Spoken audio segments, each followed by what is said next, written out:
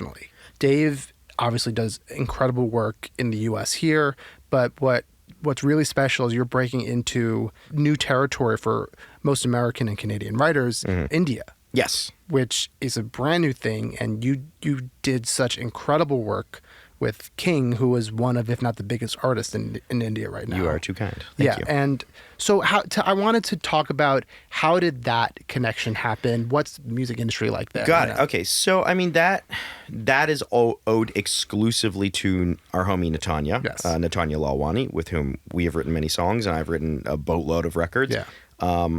And she grew up in Mumbai, really carved out a writing career for herself there, Right. and then pivoted into moving over to the States and in an endeavor to sort of like bolster herself in pop music.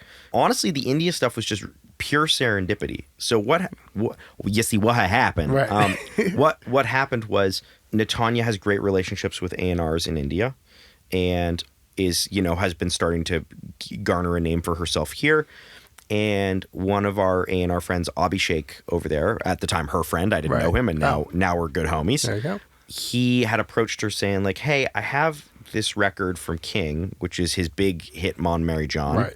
We're kind of looking for an American version, like something that brings an American perspective on pop. And he's like, you're my friend in America that's doing pop music. You know what I mean? Like, As simple as it gets. 1 + 1 is 2. Yeah. And she goes, yeah, I have this great crew. And like, so she brought it to myself and to Miranda Glory. And the three of us kind of sat down and I reimagined the production. Immediately, that was sort of the first change we made. Right. And then the three of us really dug in on the top line and the lyrics and like trying to, in an effort to try and merge an American pop perspective with the existing song. So like how much of the existing song can we keep versus how much do we need to bend and change in order to really make it work for what we need. And the result was basically us keeping a lot of the melodies and swapping out some lyrics and making a couple bends here and there. And then the production changed pretty significantly, but I kept, as much of the original stems as I could. Well, before you go on, I just said please. The one thing I wanted to talk about with that too is, I've been in a couple like Latin based sessions. Yeah. And I learned really quickly. And it's like I'm never set up for success because it's like me, two other people who also really have no business writing Latin music. And I feel like you and I know what you're going to say because Natanya's so wonderful. Yeah. But do you feel like you could have done it without Natanya or someone else there who speaks the language, who's from India, who understands the culture? Like how my question being like, how important do you think that is for all kinds of international music? That's a great question. Yeah. I mean, I couldn't have made the connection without her, right? Like she's one of our best friends. I'm just talking purely creatively. Yes, so purely creatively, no, I mean, I think I could still hang there. Right. The thing is that like, I've worked on a lot of like a myriad of different music, whether it's Brazilian funk or K-pop or now Indian music or hip hop and rap or like, This is why I'm asking you because you are one of the few producers who I think really can do it all. Yeah, and I think ultimately what it is like just trying to steep yourself in that music and try and represent it as authentically as you can. Right. But, so like I have this conversation a lot in India where I go, there's a couple of times I've been asked to make a very traditional, maybe more Bollywood leaning production or something. And I often am hesitant towards that. Right. And my perspective on it is that like you have asked me with my particular background and skill set to come in and work on this thing. If you want a really authentic traditional version of whatever that thing is, like insert culturally significant reference that has no outside motivations, then you should probably get someone from that country who's really good at that thing. Yeah.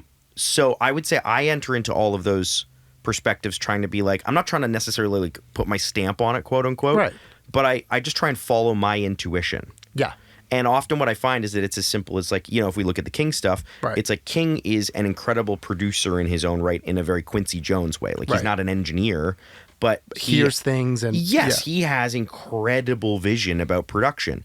And so the two of us are literally just going back and forth on like, he'll be like, I want a guitar solo. I'm like, well, what if it's not a guitar solo? What if it's a Right. 3-part whatever? And he's like, what if it's not a 3-part? What if we also add string? You know what I mean? And Right. like, I'm just trying to enter into it with musical authenticity, Right. and with like good intention. And I know that's the dumbest answer ever. No, but that's a really sincere and honest answer. Yeah.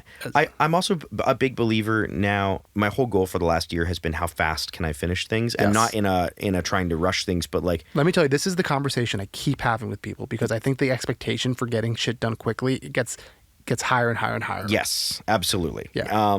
But part of that discovery for me has been running into the wild with reckless abandon. Yeah. My entire production philosophy now is run, like charge headlong into what your instincts are first, and don't stop until you are forced to stop. Like, don't stop until like the idea has run dry or whatever. And I think what most people would find if they did that is that like, you'll get something really compelling that's interesting and cool, and feels like we're all so exposed to so much cultural diversity in terms of music as it stands. Yes. It's in your brain. It's up there. Yep. And then just in the moments where you have doubt, you need to rely on the people around you. So it's like, do I think, so taking the question all the way back. Right. Do I think if I was just in a room by myself, I emerge with the same King album if no one was around? No, I don't. Right, of course. Definitely not. Do I think like it's a complex question, but it's like, I feel like what you're getting is you can make something just as compelling in that genre if you sit down and do it. Yeah, and it's not like, instead of, I'm not trying to copy what other people are doing. Right. I'm not trying to step in and go, how do I make a great Indian record? I'm trying to make a great Dave record. Right. And I'm trying to do it with the inspiration and flavors of the people around me and their inputs, and like just listen. Yeah. And best idea wins. Yep. And that's true in every culture and every place in the world. And I think if you open yourself up to that, it makes the whole process easier. Yeah. And so speaking of King and obviously all this, I wanted to talk about a few songs. The first one being one of my favorite ones.